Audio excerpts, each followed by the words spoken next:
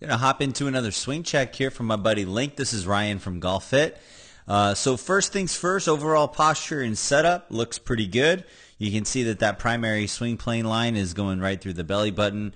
The left foot is slightly in front of the right foot, so it's going to be promoting that inside-out path, which would promote a draw ball flight.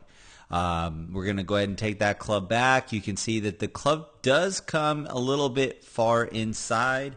You can see that the club face is quite a bit inside of where the hands are.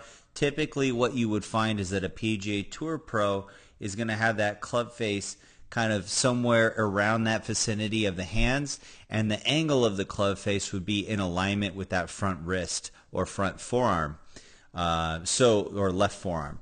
So it's a little bit outside, a little bit too far inside there, but that's an easy fix. Really, you just kind of have to feel like you're taking the club a little bit more outside and away from you, rather than bringing it directly behind the body.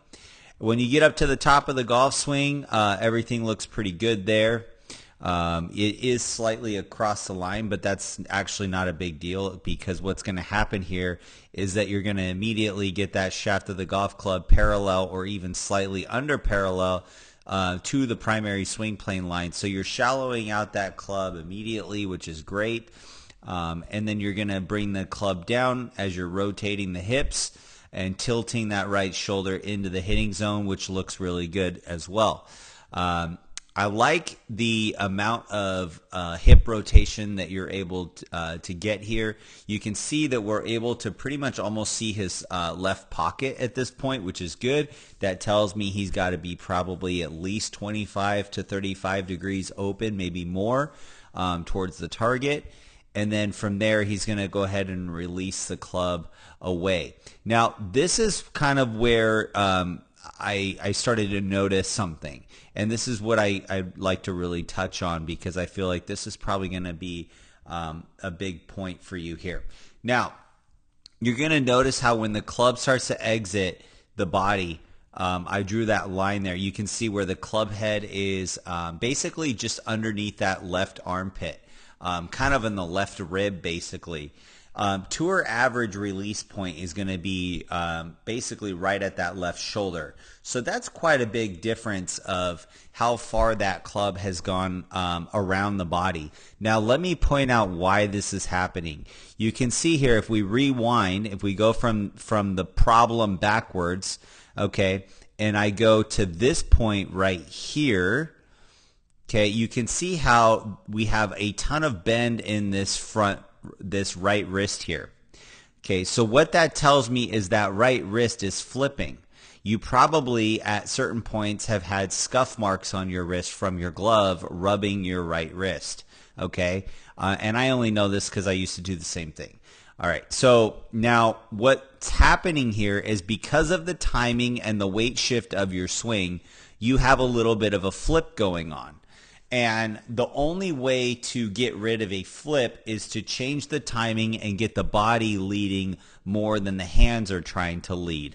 So what I mean by that is this. When you go into your backswing, you can see how much of your weight is already shifting onto your left side.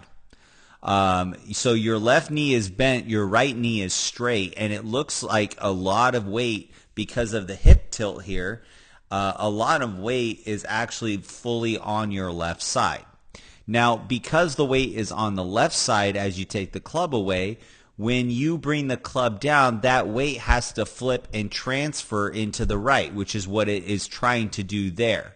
But because it had so much of that weight already on the left side, you're not going to get your full weight onto your right side to then sway and transfer into your left side. So what ends up happening is you're not, you have a ton of hip turn, which is great, but you have hardly any hip sway towards the target, meaning that your hip is not moving towards the target very much. And so because your body or your hip is not moving towards the target, you're not really moving through the ball very much. So your hands are having to play catch up with the timing of your swing, which is why that flip happens.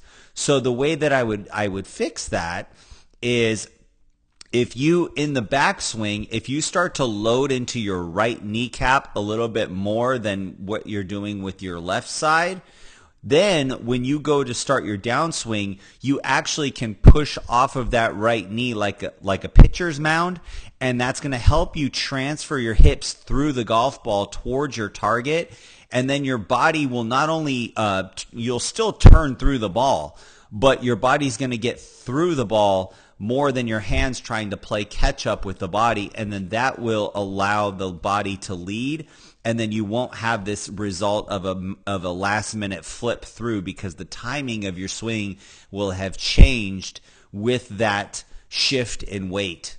So I hope that makes sense. I hope that that helps you in the long run. If you need some more help with that, as far as, you know, drills or anything like that, let me know. But yeah, that's really it. I mean, overall, you do have a really good golf swing, but I can tell that if you know, with that flip at the last second, you might have some, like your misses might be a little bit on the wild side because your hands are not sequencing with the body correctly. So again, I hope that helps. As always, aim small, swing smooth, peace.